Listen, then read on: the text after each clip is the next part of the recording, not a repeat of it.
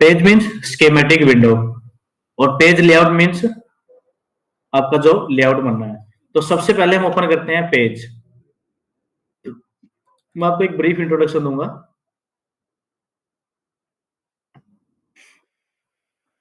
ये बेसिकली क्या है, जो ये वाला पार्ट देख रहे हो ना, ये जो ग्रिड बना हुआ है, ये एक तरह से ब्रेडबोर्ड है। आप लोगों के टाइम में तो अभी सॉफ्टवेयर यूज कर रहे हो, बट हमारे टाइम में सॉफ्टवेयर था भी नहीं, एक मल्टी सिम होता था। हमने सिर्फ मल्टी सिम पे ही काम करा है, उसमें सिमुलेशन करते थे, लेआउट नहीं बनता था। हमने ब्रेड बोर्ड पे ही सर्किट बनाए हैं सारे। तो अब ये क्या, बेसिकली ये जो बीच वाला पार्ट है, एक तरह से ब्रेड बोर्ड है। और ये जो साइड में देख रहे हो आप, ब्राउज एंड सर्च के ऑप्शन आपको दिख रहे हैं ना यहाँ पे, ये बेसिकली क्या है, एडमिन एक्सपी की लाइब्रेरी है। Approx 32,000 components are available in admin XP library. लगभग 32,000 कंपोनेंट्स की लाइब्रेरी के अंदर है। फिर भी अगर कोई कंपोनेंट ऐसा लग रहा है कि आपको यूज करना है और उसकी लाइब्रेरी में नहीं है, आप उसके अंदर, इसके अंदर लाइब्रेरी एडिटर आता है, उसके अंदर आप ऐड कर सकते हैं, फिर उसको आप वहां पे इंप्लीमेंट कर सकते हैं। देखो, सॉफ्टवेयर यूज करने का सिंपल सा तरीका होता है। ये जो लाइब्रेरी क्या है, एक अलमीरा जहां पे आपके कंपोनेंट पड़े हैं। और जो ये विंडो है, ये क्या आपकी ब्रेडबोर्ड है। वहां से उठा के पहले कंपोनेंट प्लेस कर दो, फिर जहां पे इसके कनेक्शन है वहां से कनेक्शन लगा दो, फिर कंपोनेंट की प्रॉपर्टी को चेंज कर दो। क्योंकि कंपोनेंट प्लेस कर रहे हो, वहां से आपने कंपोनेंट की प्रॉपर्टी नहीं दिया है कि मैंने इनपुट में क्या दिया है, आउटपुट किसके क्रॉस देखना है, डायोड की क्या प्रॉपर्टी है, वो सब क्या रहता है, जिसको बोलते हैं simulation parameter. Then simulation run करके चेक कर लो। अब यहाँ से ऑप्शन दोनों है, ब्राउज भी कर सकते हैं और सर्च भी कर सकते हैं। ब्राउज का मतलब है कि आप यहाँ से कंपोनेंट को ब्राउज करिए और कोई भी कंपोनेंट उठा लीजिए। अब उसकी जैसे एक एड्रेस पे मैंने क्लिक करा, अब एड्रेस की भी फुल यहाँ पे पड़ा है। ये ऊपर जो देख रहे हो सिंबल दिख रहा है अभी, जैसे आप पैकेज पे क्लिक करोगे तो पैकेज आ जाएगा।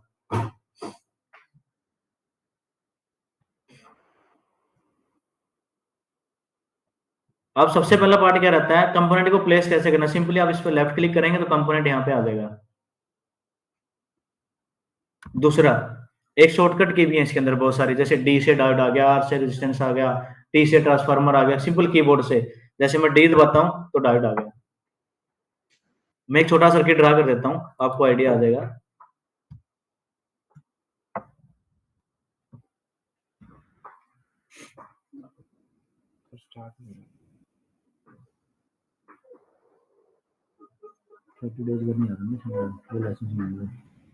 इसमें दोबारा से इंस्टॉल करोगे, पहले ही करा करोगे, अनइंस्टॉल करके दोबारा इंस्टॉल करोगे।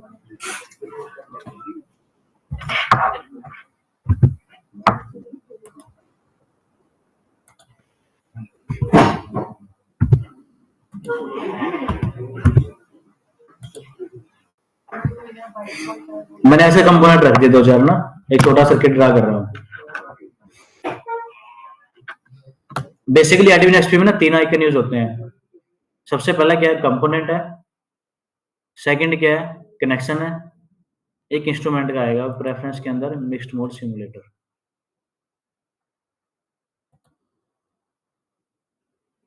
कंपोनेंट्स सिंपल सा प्रोसेस है। देखिए, अगर कंपोनेंट से related you need any information related to component, अगर कंपोनेंट से रिलेटेड कोई भी इंफॉर्मेशन चाहिए आपको, कंपोनेंट को डिलीट करना है, कंपोनेंट की वैल्यू को चेंज करना है, कंपोनेंट को रिलोकेट करना है, तो आप कहां पे जाओगे, कंपोनेंट में जाएंगे।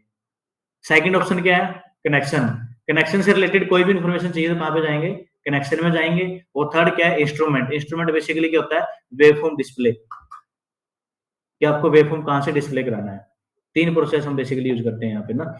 तो मैंने अभी कनेक्शन करने के लिए मैं कनेक्शन में गया, retrace connect component and retrace connection. देखिए, की कैट के और इसके जीयूआई में आपको डिफरेंट लग रहा होगा। उसने सीधा अपने कंपोनेंट डाला और वहीं से क्लिक करा और ऐसे कनेक्शन हो गया, यही हुआ होगा। ये बेसिकली क्या है, थोड़ा सा एजुकेशनल टूल से हटके है, लेकिन इसमें हर पॉइंट का एक मीनिंग होगा। जैसे मैंने अभी कर रहा हूँ ना यहाँ पे कनेक्ट कंपोनेंट, इसका मीनिंग क्या, आप कनेक्शन कर दीजिए हो जाएगा। लेकिन इसके साथ एक और है, retrace connection. Retrace means node creation. अगर आपको सिंपल सिमुलेशन करना है, यानी कि कोई भी वोल्टेज मेजर करना है, वोल्टेज बेसिकली कहां पे रहता है, नेट के ऊपर, यानी कि वायर पे।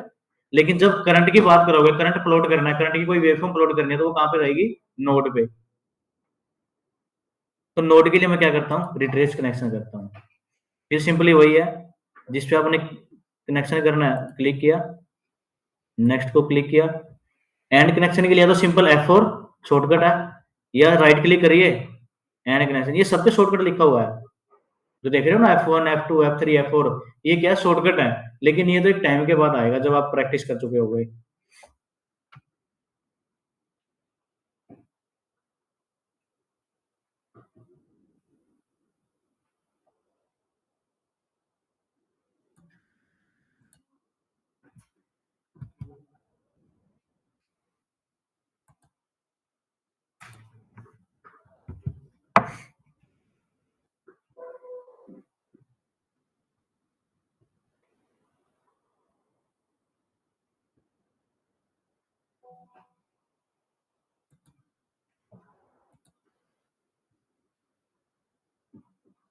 ये वाला पार्ट तो आप लोगों ने की एकेडमी में किया होगा, ये है ना इतना तो।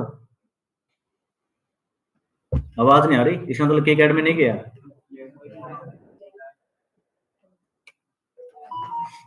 अभी मैंने सिर्फ 2 काम किया है, पहला component placement and routing, component को कनेक्ट किया है। अब क्या करना है, कंपोनेंट को वैल्यू को चेंज करना है। अभी मेरे को नहीं पता कि मैंने इनपुट में क्या दिया है, रेजिस्टेंस की वैल्यू क्या है, that is called simulation parameter basically, कि सिमुलेशन को रन करने के लिए क्या क्या पैरामीटर आपने देने हैं। तो उसके लिए हम क्या करते हैं, component, component properties, change simulation parameter, किसी भी कंपोनेंट पे क्लिक करिए, ये ऐसे खुलेगा।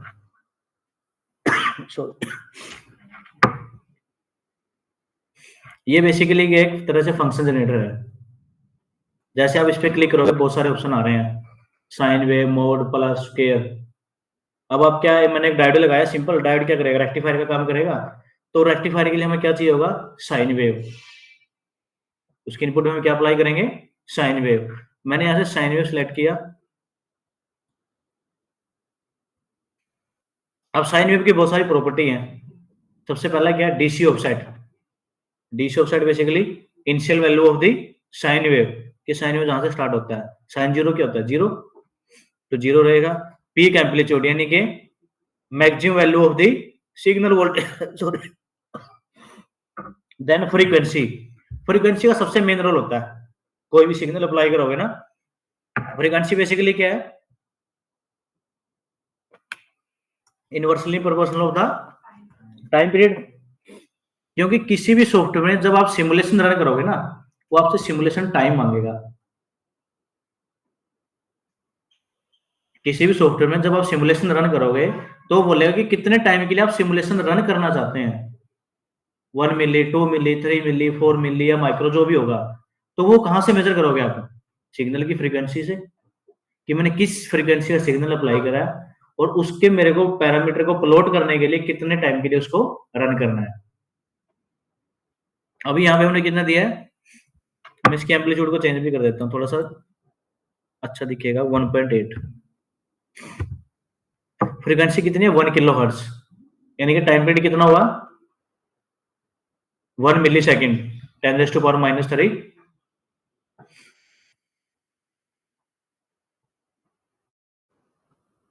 सिमिलरली इसकी प्रॉपर्टी चेंज कर दो।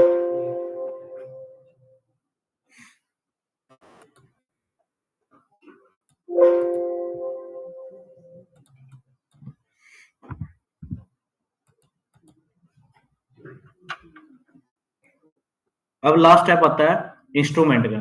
इंस्ट्रूमेंट बेसिकली क्या है, वेवफॉर्म डिस्प्ले, कि आपको वेवफॉर्म को डिस्प्ले कहां से कराना है।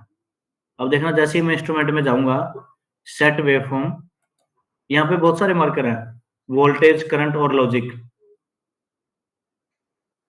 देखो, अगर मैं करंट वाले मार्कर को चूज करता हूं और आप लगा के देखना, किसी भी नेट के ऊपर नहीं लग रहा। सॉरी, नीचे लिख के भी आ रहा है मैसेज में, analog marker is not allowed. तो अभी आपको कौन सा चाहिए, अभी मेरे को एक वेवफॉर्म डिस्प्ले करानी है साइन वेव का। तो साइन वेव डिस्प्ले के लिए मेरे को कौन सा मार्कर चाहिए, लॉजिक चाहिए, करंट चाहिए, वोल्टेज चाहिए। वोल्टेज, बेसिकली साइन वेव बनना क्या है कि point two point voltage measure करेंगे, तो उसके लिए वोल्टेज मार्कर को यूज किया। और ये जो पूरी लाइन आपकी है ये क्या है, इनपुट के लिए है। इसमें कहीं पर भी लगाओगे तो आपको साइन वेव मिलेगा। मैंने यहाँ पे क्लिक करा कहीं पर भी, V1 V2, V1 क्या है इनपुट के लिए और V2 क्या है आउटपुट के लिए। मैंने सिंपल एक सर्किट ड्रा करा है, मैं देखना चाह रहा हूँ कि मैंने डायोड को एक साइन वेव दिया है और उसका आउटपुट क्या आ रहा है। देखो आपने जो अभी तक की अकेडमी में किया है, आपने सिंपल इतना डिजाइन बनाया था, उसके बाद सीधा लेआउट पे चले गए थे। अब बीच का जो पार्ट बचता है कि डायोड काम कर रहा है कि नहीं कर रहा, that is called simulation basically. तो उसके लिए हमने इंस्ट्रूमेंट को यूज किया है, वेवफॉर्म मार्कर जिसको हम बोलते हैं। तो अब उसके लिए हम सिमुलेशन में जाएंगे, एनालिसिस। अब देखो एनालिसिस में आ गई ना types of analysis, transient analysis, DC analysis, AC analysis, Monte Carlo, बहुत से एनालिसिस है। ट्रांजिएंट मींस जब विद रिस्पेक्ट टू टाइम की बात करेंगे कि टाइम के रिस्पेक्ट में मेरे को कुछ प्लॉट करना है। डीसी एनालिसिस जब आप कोई कैरेक्टरिस्टिक स्टडी करते हैं, जैसे आपने डायोड की कैरेक्टरिस्टिक स्टडी किया ना, वीआई वोल्ट प्लॉट किया था। एक आता है एसी एनालिसिस जिसको बोलते हैं पैरामीटर स्वीप, जैसे आपने वो किया था कॉमन एमीटर, कॉमन बेस, जो भी सीसी पड़ी हुई है वो सब क्या है पैरामीटर स्वीप है। उसमें क्या होता है एक वेरिएबल वैल्यू अप्लाई करते हैं, जैसे 0 से 5 वोल्ट का कोई इनपुट दिया और उसके डिफरेंट डिफरेंट वोल्टेज पे आउटपुट मेजर करते हैं। तो अब हम किसकी बात कर रहे हैं, विद रिस्पेक्ट टू टाइम की बात कर रहे हैं। तो कौन सा एनालिसिस हुआ, ट्रांजिएंट एनालिसिस। और देखो इसमें सेकंड ऑप्शन आ रहा है सिमुलेशन टाइम लिमिट। समझ में आया। अब हमने सिग्नल कौन सा दिया है, 1 किलो हर्ट्ज का, यानी कि 1 मिली सेकेंड। अगर मैं यहाँ पे देता हूँ 1 मिली सेकेंड के लिए आप रन करिए, तो इसका मीनिंग है कि 1 साइकिल का प्लॉट मेरे को मिलना चाहिए। क्लियर। जैसे हम सपोज करो मैंने यहाँ डाल दिया 1 M, accept and start.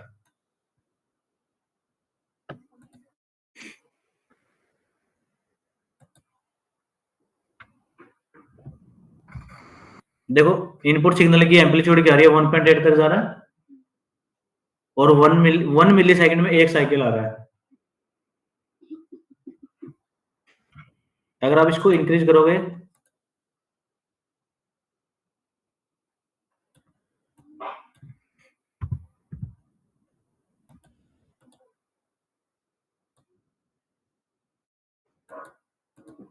Multiple cycle आ गए। क्योंकि इसने क्या है, हमने जो सिग्नल दिया है 1 किलो हर्ट्ज का सिग्नल अप्लाई किया है। 1 किलो हर्ट्ज मीन्स 1 मिली सेकेंड में एक साइकिल प्लॉट कर रहा है। 2 मिली में 2 साइकिल, 3 3 में अगर करो तो 3 साइकिल हो जाएंगे। ये तो सिमुलेशन का पार्ट रहता है बीच में। अब इस सिमुलेशन से आपको आइडिया आ गया कि आपने जो स्कीमेटिक बनाया है वो प्रॉपरली वर्क कर रहा है। अगर ये सिमुलेशन का पार्ट नहीं रहेगा, अगर मैं डायरेक्ट वहां पे लेआउट में चला गया, ये मेरे कनेक्शन हो सकता है कंपोनेंट काम कर रहा हो लेकिन कनेक्शन में कोई दिक्कत हो, कनेक्शन में कोई एरर हो सकता है। और कनेक्शन को चेक करने के लिए यहाँ पे ऑप्शन आता है व्यू के अंदर स्कीमेटिक रेडनेस। ये डॉटेड लाइन क्या शो कर रहा है कि इंटरनली कनेक्टेड है, यानी कि आपका कनेक्शन प्रॉपरली हुआ है।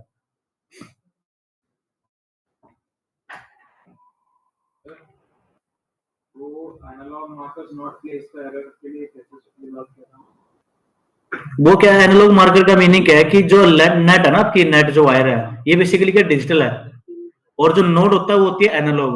जो करंट मार्कर होता है वो एनालॉग होता है। करंट मार्कर आप यहाँ से लोगे ना तो वो हमेशा नोड के ऊपर लगेगा। जो ये नोड देख रहे हो रेक्टेंगुलर, इसके ऊपर लग जाएगा ये देखो, नेट के ऊपर कभी नहीं लगेगा करंट का मार्कर। अगर आपको करंट का कोई भी प्लॉट देखना है कि डायोड के एनोड पे क्या करंट आ रहा है या कैथोड पे क्या करंट आ रहा है, वो हमेशा एनोड नोड के ऊपर ही लगेगा।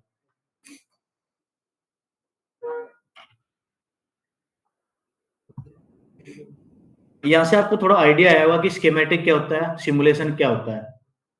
समझ में आ गया। Schematic basically representation of any circuit, and simulation we check the functioning of the circuit by using different analysis, and then next step is the layout। But layout पे मूव करने से पहले मैंने आपको बताया था कि लेआउट पे हमें क्या चाहिए होता है, पैकेज। आपने एडमिन एक्सपी की लाइब्रेरी में देख भी रहे हो, सिंबल एंड पैकेज दो ऑप्शन है। किकैड का मेरे को आइडिया नहीं है कि किकैड में क्या है। अब सिंबल जो आपने यूज किया है, जो आपने अभी तक स्कीमेटिक बनाया है वो क्या है, सिंबल है। लेकिन जब मैं लेआउट पे मूव कर रहा हूं तो मेरे को क्या चाहिए, पैकेज चाहिए, फुटप्रिंट चाहिए कंपोनेंट का। तो उसके लिए छोटा सा प्रोसेस बचता है। अगर आप डायरेक्टली लेआउट को ओपन करो, देखो अगर मैं यहाँ से सीधा नीचे पीसीबी लेआउट का जो ऑप्शन है, डायरेक्टली उसको ओपन कर देता हूँ, खाली आपको बोर्ड दिख रहा है। बट होना क्या चाहिए, सही प्रोसेस में क्या चाहिए, जो कंपोनेंट आपने वहां पे इंप्लीमेंट किया है वही सेम कंपोनेंट का पैकेज यहाँ पे आए, तभी तो हमारे लिए पर्पस सोल्व होगा कि अपने स्कीमेटिक बना लिया, कंपोनेंट को चेक कर लिया, तब यहाँ पे मैं इंप्लीमेंट कर सकता हूँ। तो उसके लिए छोटा सा प्रोसेस है, component pack unpack component. Pack unpack मतलब अब सिंबल से पैकेज में मूव कर जाएगा component. Pack unpack component, auto packaging, then execute.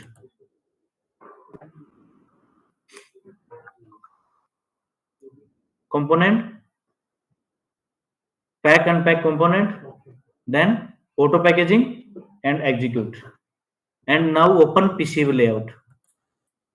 अब देखो आगे, अब कंपोनेंट का पैकेज आ गया ना।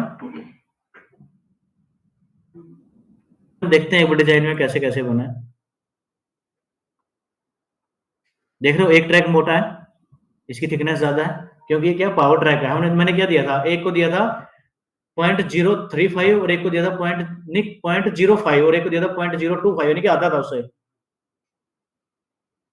इसमें और भी आप चेंज कर सकते हैं, जैसे कंपोनेंट की देखो डायोड की प्लेसमेंट को अगर मैं ऐसे रोटेट कर दूं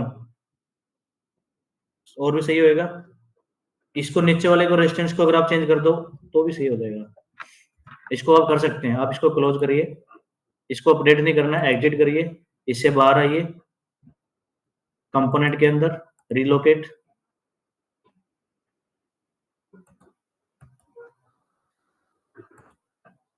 again auto router Arizona, file, load board, routing parameter. अब देखो मैं विड्थ को कम रख रहा हूं, अब 3 और 1.5 रख रहा हूं, देखना पतले हो जाएंगे, ट्रैक कम होंगे। मैंने चेंज नहीं करा इस बार।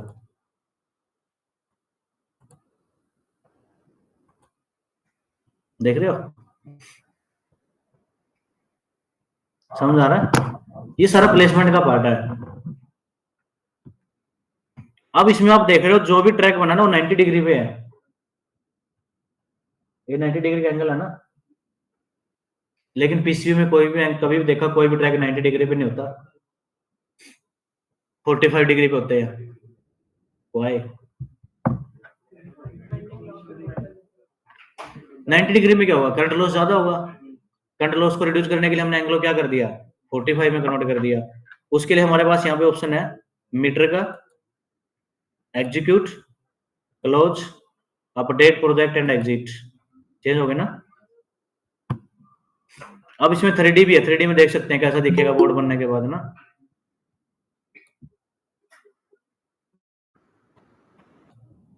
ये कंपोनेंट साइड है, इस साइड से हमारे कंपोनेंट लगेंगे और ये नीचे का जो मशीन से बनेगा।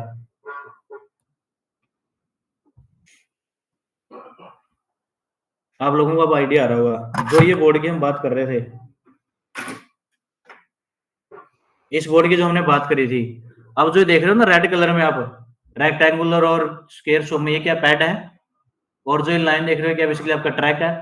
तो मशीन क्या करेगी, इस एरिया में आपका बनाएगी, डिजाइन बनाएगी, और इस साइड से आप क्या करोगे, कंपोनेंट डालोगे और वहां पे माउंट कर दोगे।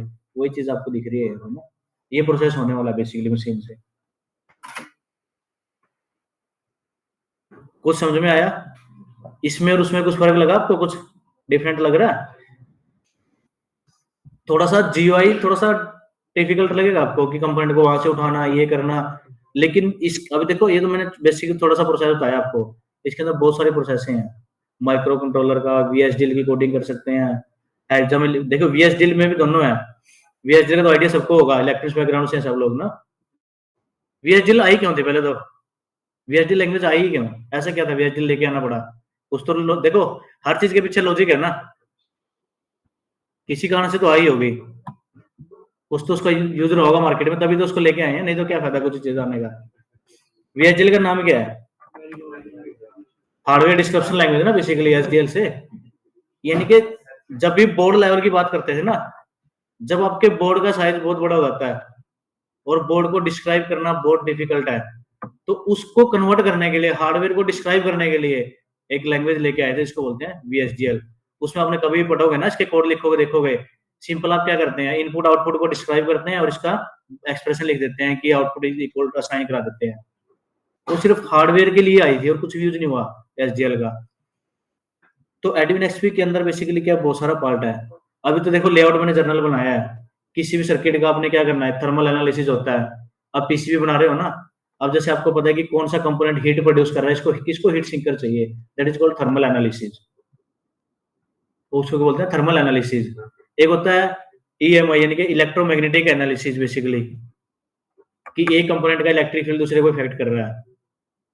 तो वो सब क्या है, बहुत आगे फर्दर प्रोसेस है जब आप इसमें डीप में पढ़ते हैं तो लेआउट का। बट आपको एक बेसिक आइडिया आ गया कि किसी भी EDA सॉफ्टवेयर में लेआउट बनता कैसे है, एक स्कीमेटिक क्या होता है, स्कीमेटिक से सिमुलेशन क्या होता है और लेआउट कैसे बनता है। समझ में आया? अब फाइनल स्टॉप आता है गर्बर फाइल। अब बेसिकली क्या, अब तक हमने जो काम करा है, इतना यहाँ पे जो डिजाइन बनाया है, अब यहाँ से एक डाटा चाहिए जिसको हम मशीन पे इंप्लीमेंट कर सकते हैं, और उस फाइल को हमने डाटा को क्या नाम दे दिया, गर्बर फाइल। अब सबसे इंपॉर्टेंट चीज आती है कि गर्बर फाइल आपको कितने टाइप्स का चाहिए। ये भी तो इंपॉर्टेंट है ना कि कौन सी गर्बर फाइल आपको चाहिए। तो सबसे पहले, अब जब भी हम सिंगल लेयर PCB की बात करते हैं, बेसिकली अभी तक हमने सिंगल लेयर PCB की बात करी है। अगर आप देख रहे हो तो यहाँ पे आपके पास 3 काम हो रहा है। एक क्या है, जो आपका डिजाइन बन रहा है, ये वाला, समझ पा रहे हो, यानी कि बोर्ड के ऊपर ये डिजाइन बनाएगी मशीन, पहला काम हो गया। सेकंड क्या हो गया, होल, यानी कि जो ड्रिल करेगा। और थर्ड क्या हो गया कि पूरे बोर्ड में से आपके साइज का PCB कट करेगा। 3 काम करने हैं।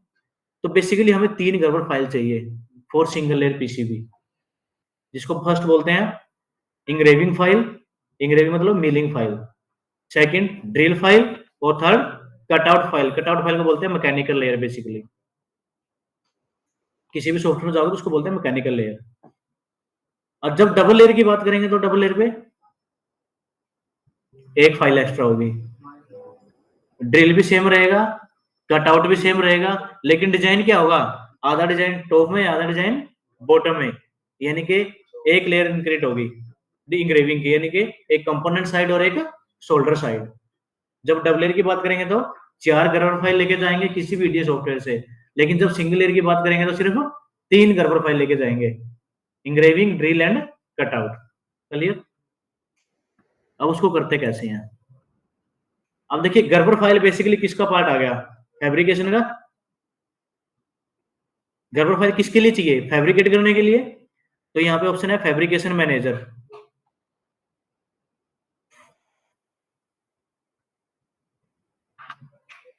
फैब्रिकेशन मैनेजर में ऊपर ऑप्शन है fabrication and setup.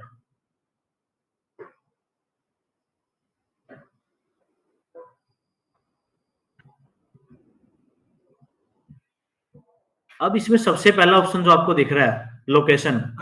Location means जहां पे आपको फाइल सेव करना है।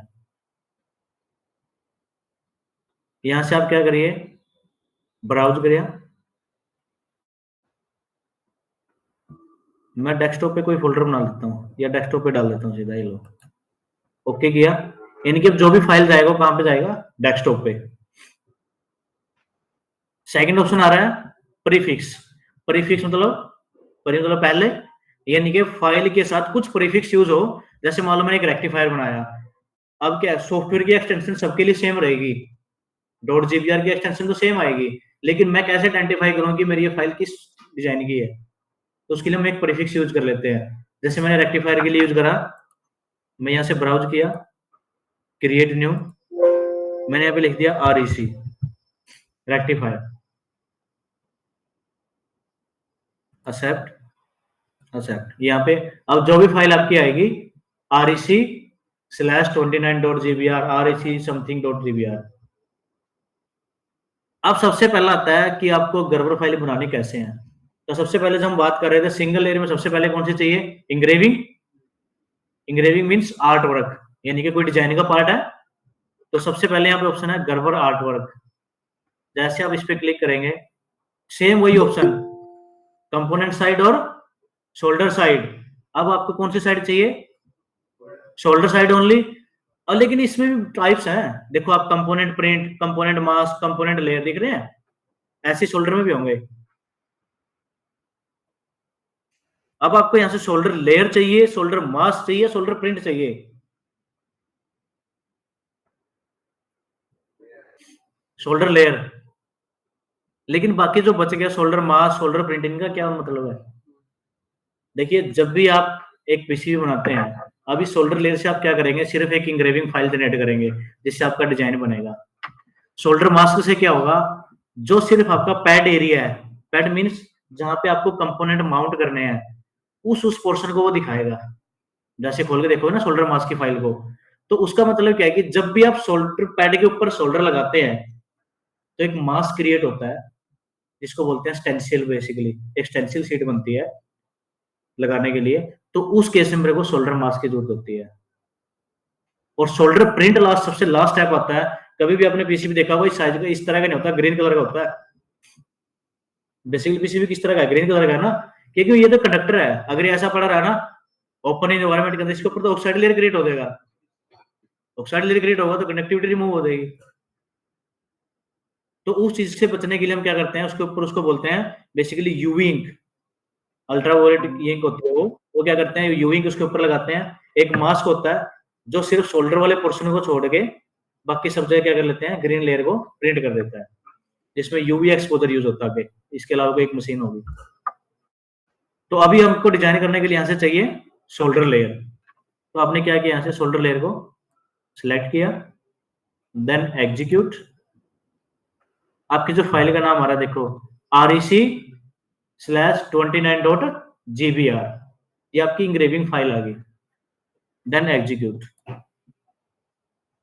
कंप्लीट होगी, क्लोज। अब नेक्स्ट आता है Gerber mechanical plot. Mechanical means edge cut, यानी कि जो आपकी बाउंड्री को कट करेगा, that is called mechanical layer basically. Component side और solder side, solder side, then select. अब इसमें एक ऑप्शन आता है कंपोनेंट आउटलाइन, इसको अनटिक कर देना है। कंपोनेंट आउटलाइन मींस बेसिकली क्या है, जैसे आपने जो कंपोनेंट का डिजाइन वो बनाया ना, रिप्रेजेंटेशन करा है, ये उसको भी ड्रा कर देगा साथ में, अगर इसको साथ में रखोगे तो उसमें क्या करेगा, फिर ये ट्रैक के ऊपर से भी आ सकता है कहीं ना कहीं, तो इसके लिए इसको हमेशा अनटिक रखना। Then execute. अब ये जो फाइल होगी rec/91.gbr, that is basically mechanical layer and edge cut file. And next step आ गया NC drill data, drill file, output content, execute, again execute. अब ये लोकेशन मांग रहा है जहां पे आपने बाकी फाइलें सेव की है, डेस्कटॉप पे। मैं यहाँ पे नाम देता हूँ REC सेव। यहां तक का पार्ट आपने EDA सॉफ्टवेयर में भी पढ़ा है, जो आपने कल यूज किया है KiCad में, ये सेम प्रोसेस उसमें भी करा आपने। ये EDA सॉफ्टवेयर का पार्ट था, इलेक्ट्रॉनिक डिजाइन ऑटोमेशन जिसको हम बोलते हैं। अभी तक हमने जो स्टडी किया है कि you can design any analog and digital and mix circuit also. देखिए अभी आपने, मैंने यहाँ पे जो सिमुलेशन में लिया था ना प्रेफरेंस के अंदर, मेरे पास जो सिमुलेटर है,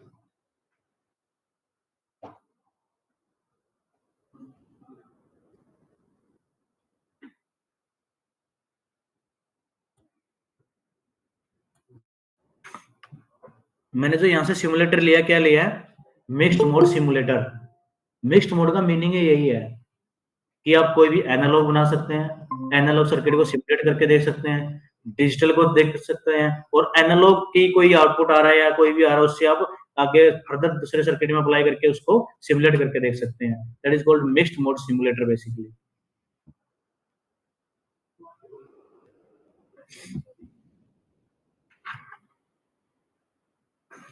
ऐसे एडमिनिस्ट्रेटिव की लाइब्रेरी में बहुत सारे सर्किट बने भी पड़े हैं।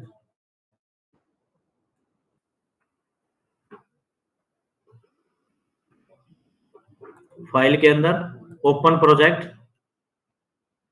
सी ड्राइव के अंदर एडमिन सेव है, सी के अंदर जाएंगे,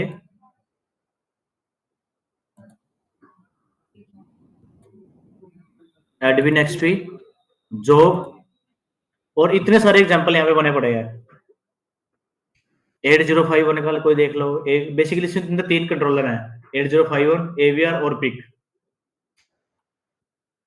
अब पीसीबी लेआउट की अगर मैं बात करूं,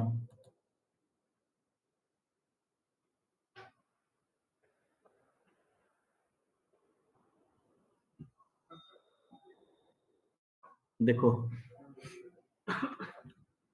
ये काउंटर की आईसी है, एक डिकेड काउंटर होगा मेरे ख्याल से ना। ये फ्लिप फ्लॉप की आईसी लगी है, देख रहे हो सारी आईसीयू की पिन में से ट्रैक जा रहे हैं। ये प्लेसमेंट का पार्ट है कि मेरा कनेक्शन कहाँ से जाना है, आईसी को कहाँ पे प्लेस करना पड़ेगा। इसीलिए उसमें आईपीसी स्टैंडर्ड के अंदर लिखा हुआ था कि कभी भी कोई भी डिजाइन बनाते हो तो 90% टाइम कहाँ पे लगता है, प्लेसमेंट के ऊपर लगता है। राउटिंग में सिर्फ 10 मिनट लगने हैं अगर प्लेसमेंट प्रॉपर होगी तो।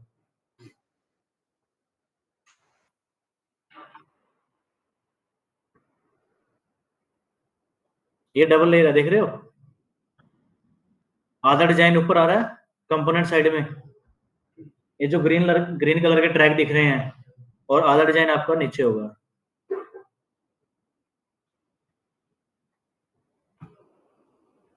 ये डबल लेयर पीसीबी है।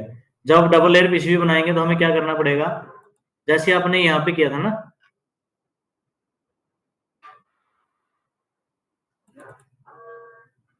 ऑटो के अंदर auto router, Arizona, file, load board, यहाँ से जो राउटिंग पैरामीटर की सेटिंग थी, यहाँ से हमने क्या किया था, ओनली कंपोनेंट लेयर लिया था, सॉरी शोल्डर लेयर लिया था जब सिंगल लेयर बात कर रहे थे। बट जब डबल लेयर की बात करेंगे तो कंपोनेंट एंड शोल्डर लेयर। देखो मैं अगर कंपोनेंट लेयर को अनटिक कर देता हूँ, एक ही साइड में डिजाइन बना रहा हूँ इसी सर्किट का जो भी आपको दिखाया था,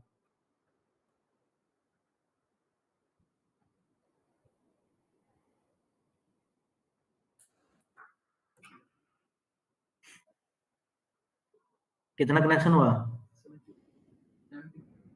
नहीं हुआ ना कंप्लीट।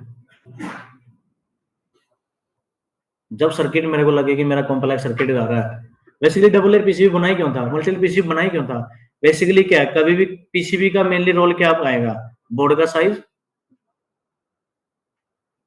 फ्लेक्सिबल पीसीबी का यूज ही क्यों हुआ, रिजिड को क्यों रिप्लेस किया गया फ्लेक्सिबल से, पहले तो रिजिड ही आया हुआ है ना, रिजिड को रिप्लेस किया फ्लेक्सिबल ने, क्यों, क्योंकि फ्लेक्सिबल में क्या था कि आप किसी भी स्पेस में, किसी भी जगह, किसी भी साइज में, किसी भी कोडिंग आप उसको एडजस्ट कर सकते हैं। इसके अंदर तो आपके पास तो लिमिटेशन तो आएंगे ना, कि आपके बोर्ड का ये साइज है, वहां पे लग सकता है, वहां पे माउंट हो सकता है, वो लिमिटेशन आती हैं। तो इसके अंदर हम क्या करते हैं, जैसे आप यहाँ पे सिंगल डबल लेयर पे जाओगे तो आपका,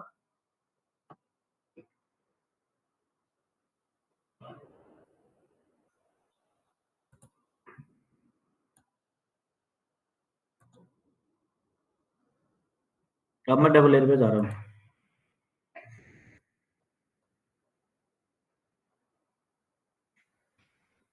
100% हो गया। इसने क्या करा, कुछ कनेक्शन नीचे से ले लिए, कुछ ऊपर से ले लिए, देन वी मीटर, यस,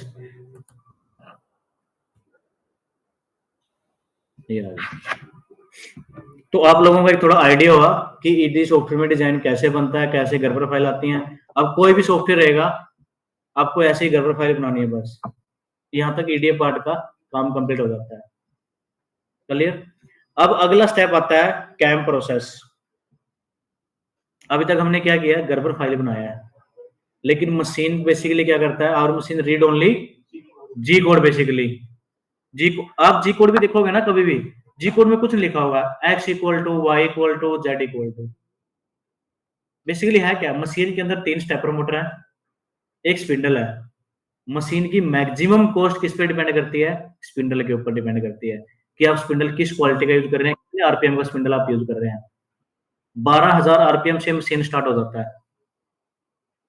मैं जो बात कर रहा था, 3 तरह की मशीनें होते हैं, manual, semi automatic and fully automatic.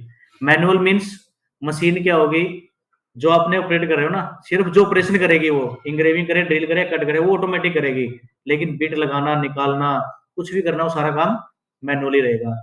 Semi automatic में क्या होता है, मशीन के अंदर ऐसी पोजीशन बनी होती है बिट रखने की, वो बिट को लेके आती है उस पोजीशन पे, लेकिन ड्रॉप नहीं करती। उसको अपने स्पैनर से फिर लूज करना पड़ेगा, जब ड्रॉप करना है, और जब उठाना है तो उसको स्पैनर से टाइट करना होगा। That is called semi automatic. But fully automatic में हम क्या कर रहे हैं, आप देख भी रहे हो यहाँ पे, फुल्ली ऑटोमेटिक में ऐसा क्या यूज हो रहा है कि वो अपने आप पिक एंड ड्रॉप कर रहा है, कुछ आइडिया लग रहा है? इसके अंदर तीन चीजें आपको दिख रही है, एक तो मशीन दिख रहा है, एक नीचे रखा है येलो कलर का डस्ट एक्सटेंशन, और एक बाहर हमने रखा हुआ है एयर कंप्रेसर। एयर कंप्रेसर का पार्ट ही यही है, टूल पिक एंड ड्रॉप। जब मशीन प्रेशर को कंज्यूम कर रहा है, पीठ को सक कर लेता है इसे, जब प्रेशर को रिलीज करेगा तो उसको ड्रॉप कर देगा। आप देखोगे कि जैसे आएगी ना, इसमें से साउंड भी आएगी, प्रेशर की दिखेगी।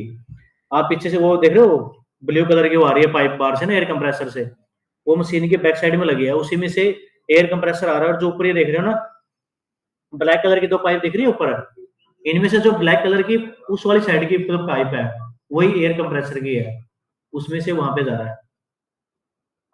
और जो ये ब्लू व्हाइट कलर की पाइप देख रहे हो मोटे वाली, ये क्या है, डस्ट एक्सटेंशन। ये जितना डस्ट होएगा यहाँ से इस पाइप के थ्रू यहाँ से सक करके सारा इसमें आएगा। ये फुल ऑटोमेटिक का पार्ट है, मैनुअल में ये सब नहीं होगा। और सबसे दूसरी बात आती है, इसके आगे लिखा है एटीसी। एटीसी मीन्स हो गया ऑटोमेटिक। फोर मिल, फोर मिल भी लिखा होगा यहाँ पे। फोर मिल का मतलब क्या है, मिल और एमएम तो समझते हो ना, 1 mm कितने मिल के इक्वल होता है, या 1 मिल कितने mm के इक्वल होगा।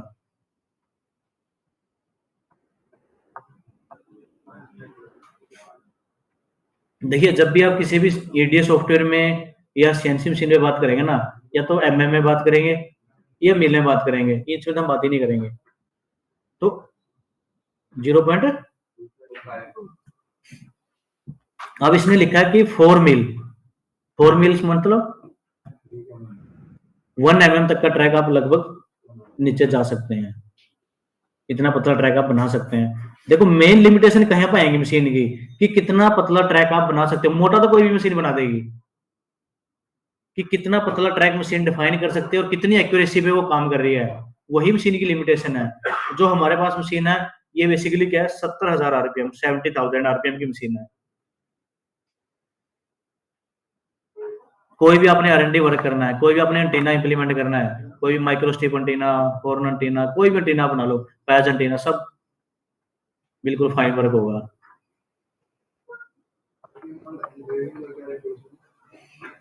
आरपीएम बेसिकली क्या ना, देखिए ड्रिल और कटआउट में अप्रोक्सीमेट मैक्सिमम आरपीएम जो होता है 48,000 तक कोई भी मशीन यूज करेगी। आरपीएम मतलब है कि स्पिंडल कितना तेज घूम रहा है, आरपीएम मतलब है कि स्पिंडल कितना फास्ट रोटेट हो रहा है। लेकिन जब इंग्रेविंग की बात करेंगे ना, तो जितने मैक्सिमम आरपीएम पे इंग्रेव करोगे ना, उतना ही फाइन आपका ट्रैक आएगा।